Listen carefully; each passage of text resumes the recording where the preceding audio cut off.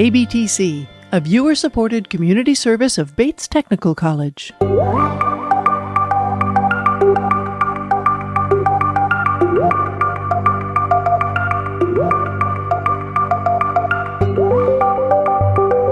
From KBTC Public Television Studios in Tacoma, Washington.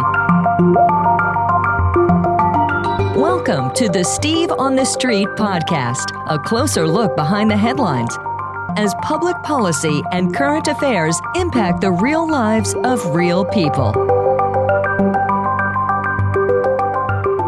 Hello, and welcome to the Steve on the Street podcast, produced by Northwest Now, broadcast on KBTC Public Television.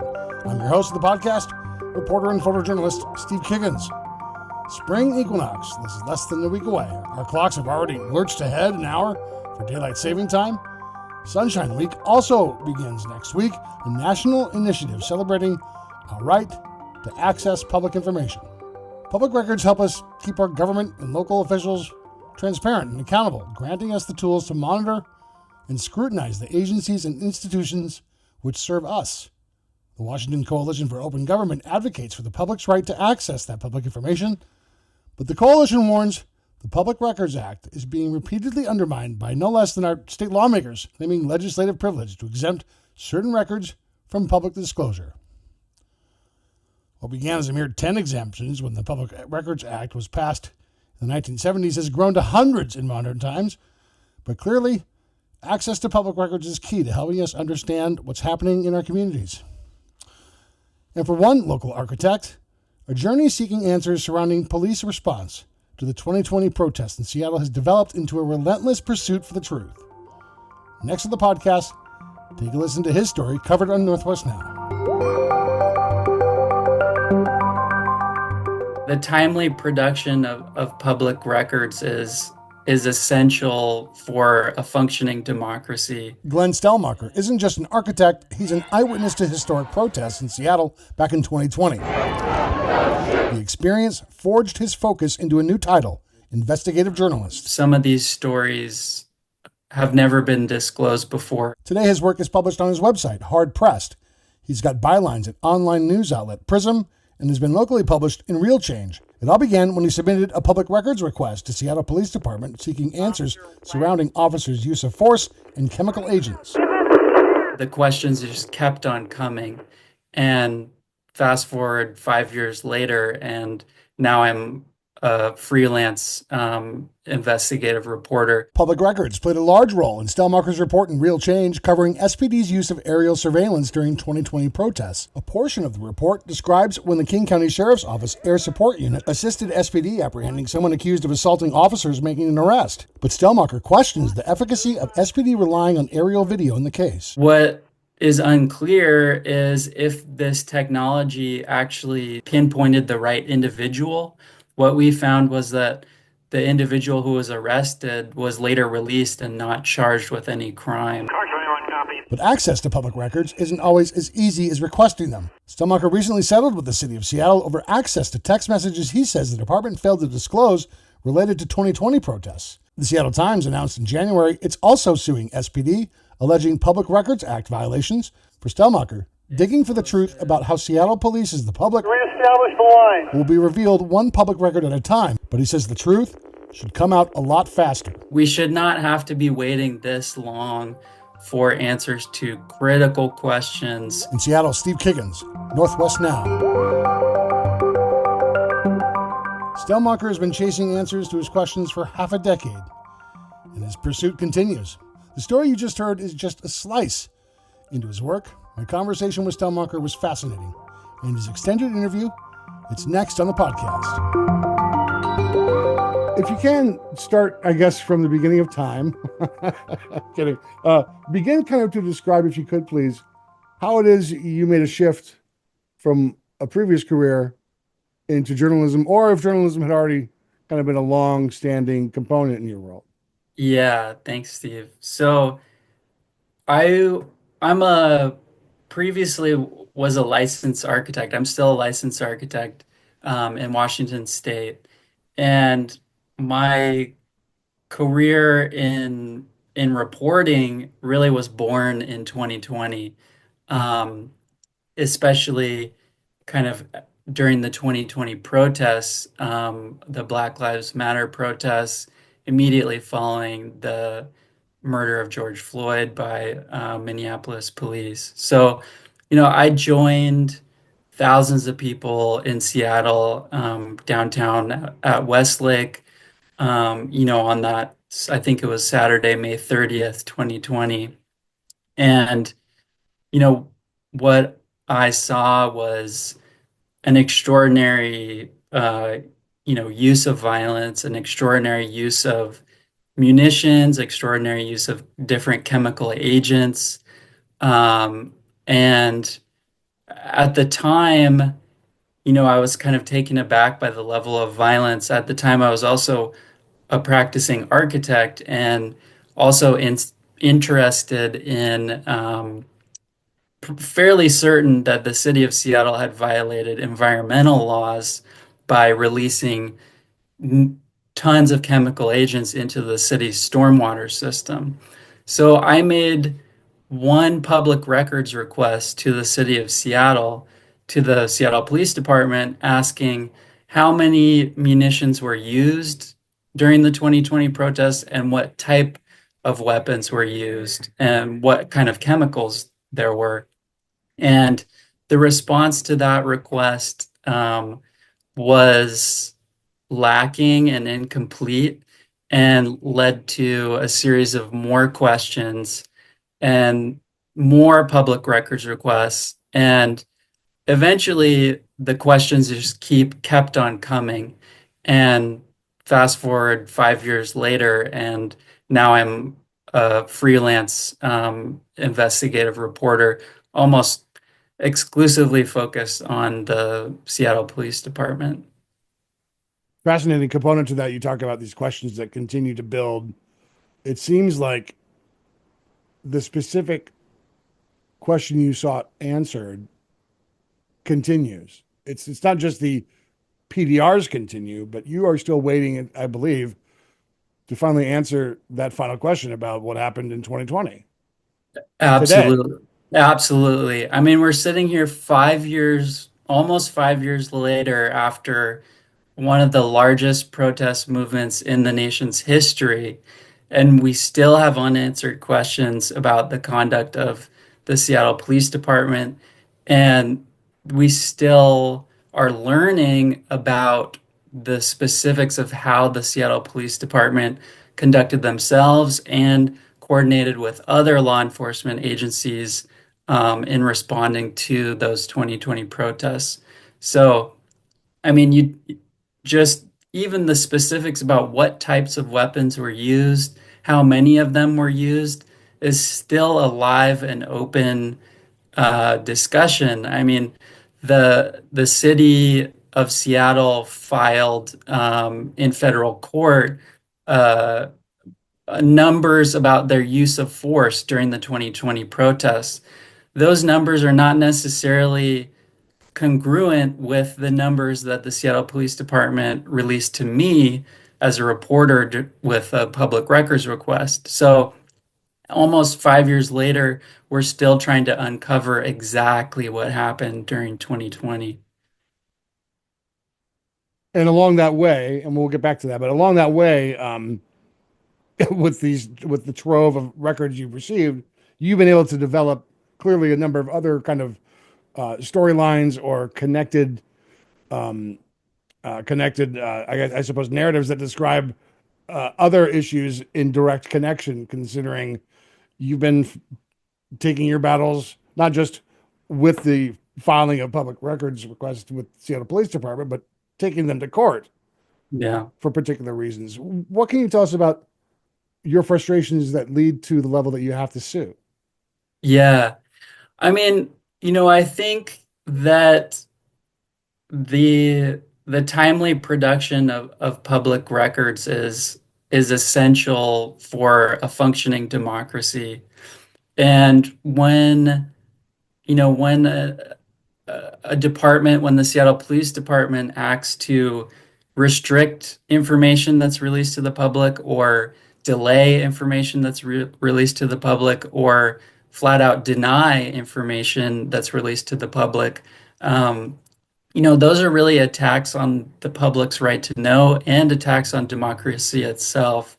So, I mean, it's unfortunate that it's come to this level where journalists, and I'm not the only one. I mean, the Seattle Police Department, or I mean, the Seattle Times has filed numerous lawsuits specifically related to the conduct of the Seattle Police Department's release of public records. And the problems within the Seattle Police Department in terms of its production of public records are have been a long-standing issue for the city. If you go back to 2015, there was a city audit of the Seattle Police Department. They found deficiencies with how the department processed public records requests.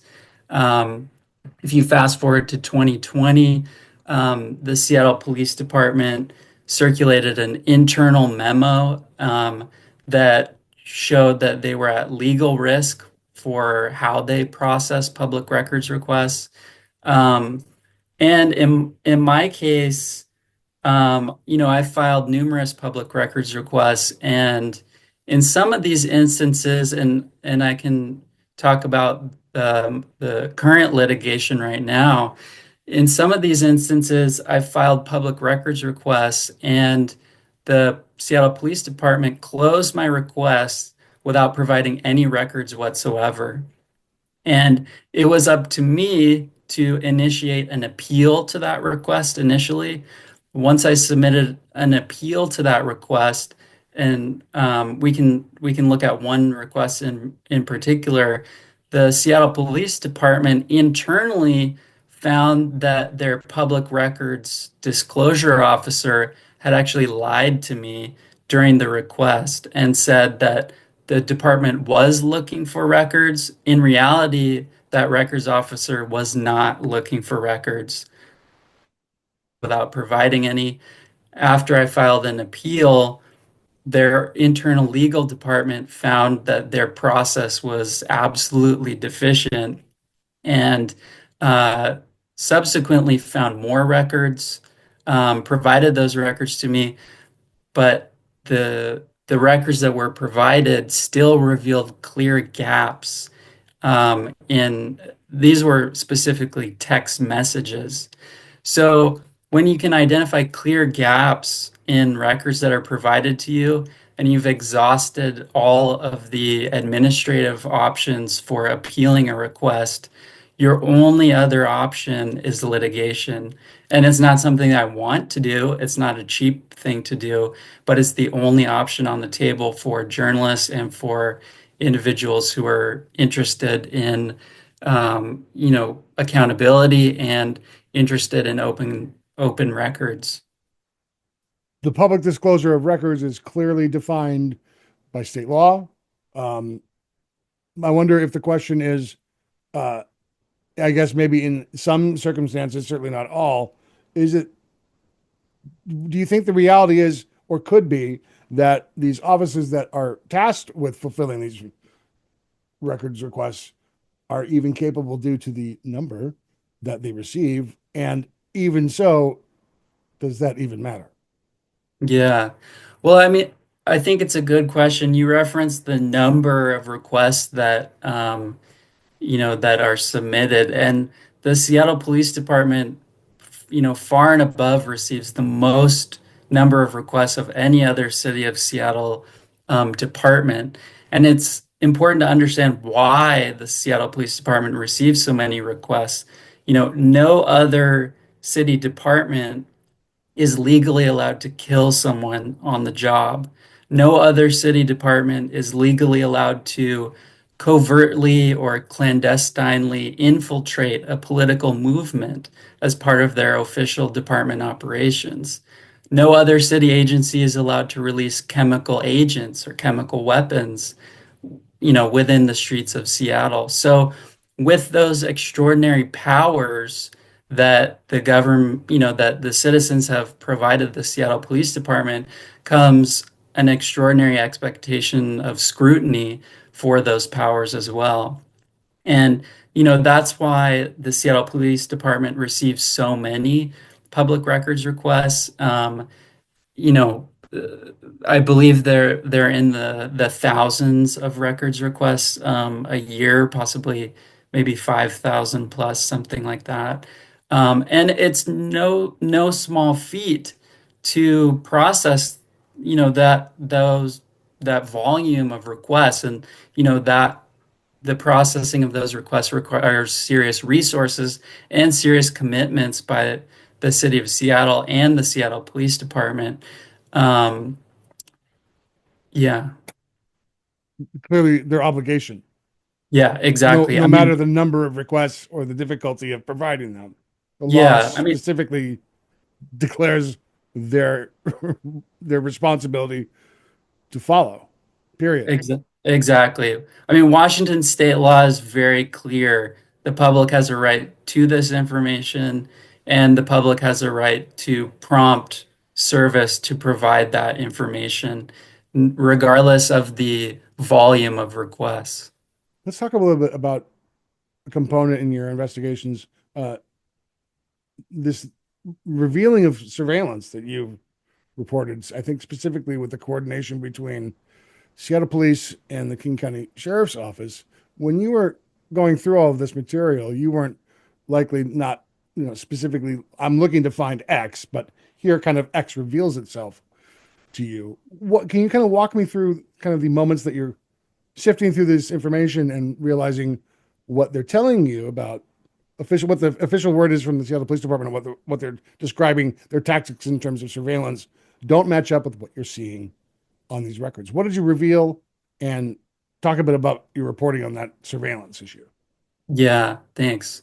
So the Seattle Police Department during the 2020 protests utilized and called out the King County Sheriff's Office to provide live feed helicopter video surveillance of the protests. And the typical process within the city of Seattle is to uh, identify surveillance technologies, which this technology is, identify a surveillance technology, and then produce what's called a surveillance impact report that's then submitted to Seattle City Council, which shows how this department uses this surveillance technology, what it's used for, and who might be affected when this surveillance technology is used. And you know, it was clear that the King County Sheriff helicopter was out monitoring the protest because you could see it in the air. And when you looked at, some of the documentation of this surveillance impact report of how the Seattle Police Department was disclosing how they used the technology, it wasn't exactly lining up with the records that I was uncovering, both from the city's emergency management department and the Seattle Police Department itself. So, what we this investigation with Real Change found that the King County Sheriff live video feed was being directly streamed to the city's emergency operations center downtown, to the Seattle Police Operations Center, likely to the King County Emergency Operations Center, and to the City of Seattle, the Seattle Police Real-Time Crime Center. And technically, this the what the Seattle Police Department told the public was that this video was not being live streamed. They were only retroactively requesting video from the King County Sheriff's Office to investigate criminal activity. And what we found in the investigation is that the Seattle Police Department was in fact just broad stroke utilizing this surveillance technology to assess the demeanor of a crowd. It was zooming in on individual actors within the crowd, individual protesters. The helicopter was zooming in on private property of people constructing art on private property, essentially. So essentially, anything that the helicopter operator was interested in looking at, they would zoom in on. And occasionally, they would zoom in on areas that the Seattle Police Department directed them to. And in certain cases, what we found was that this surveillance technology was used to pinpoint and arrest individuals from within these crowds of thousands of people who were protesting. What is unclear is if this technology actually, pinpointed the right individual. What we found was that the individual who was arrested was later released and not charged with any crime. So the efficacy of the surveillance technology, is called into question, and the truthfulness of the Seattle Police Department's disclosures about how they use the technology, it was really also called into question during the investigation as well. How do you feel kind of stepping back, looking at your kind of body of work? I think you've been published in Prism, I think it is, and then also with some work collaborating with Real Change. Compared to your departure or your previous career, rather, maybe not departure, how do you feel about the body of your work? Do you look back with pride, or you look back with, are you stunned? Is this kind of frightening to you? How do you kind of wrap your mind around the work you've been able to publish? That's a good question. I guess I consider myself a curious person. And I'm also a little stubborn, so when somebody lies to me, I kind of want to like get to the root of the truth. And, investigative journalism is really aiming to get to the root of the truth and to the essence of how government is operating and how government is using our tax dollars. Looking back at, the body of my work, I'm only just getting started. And there's a lot more work to be done and a lot more work to be revealed. $225,000. That's how much money Washington's Department of Children, Youth, and Families is shelling out, part of a settlement reached in January for destroying potentially thousands and thousands of chat messages which could be considered records available for public release. According to the Seattle Times, back in December, a law firm in Yakima filed a complaint against DCYF alleging that the agency failed to comply with Washington's Public Records Act through, quote, bad faith, incompetence, recklessness, inadequate searches, or inadequate training or inadequate procedures. The then State Attorney General Bob Ferguson defended the agency in the matter, denying those allegations, but come January, the agency agreed to evaluate and bolster data retention practices to reduce the likelihood of repeating the destruction of public records. Automatic deletion of those instant messages produced inside agencies across the state government was a practice of policy. The policy required those instant messages to be saved for only a week before they were scheduled for destruction. The policy has now since been suspended as a result of the settlement. The Washington Coalition for Open Government continues its fight to keep your right to accessible records and continues its fight against the legislature from invoking legislative privilege from shielding documents for public release. You can learn more about the organization and what it sees as its legislative priorities for 2025 on its website. Go check out what they're following at wascog.org. And so, thanks to Glen Stellmacher for sharing time on the broadcast and here on the podcast. If you want to check out his work, head over to his website at hardpress-info.com. And of course, thank you. You took the time. You spent the effort to be here with me on the Steve on the Street podcast. Your support just by listening, really, thank you. I appreciate your support very much. Once again, I'm reporter and photojournalist Steve Kiggins from Northwest Now, broadcast on KBTC Public Television. Until next time, cheers.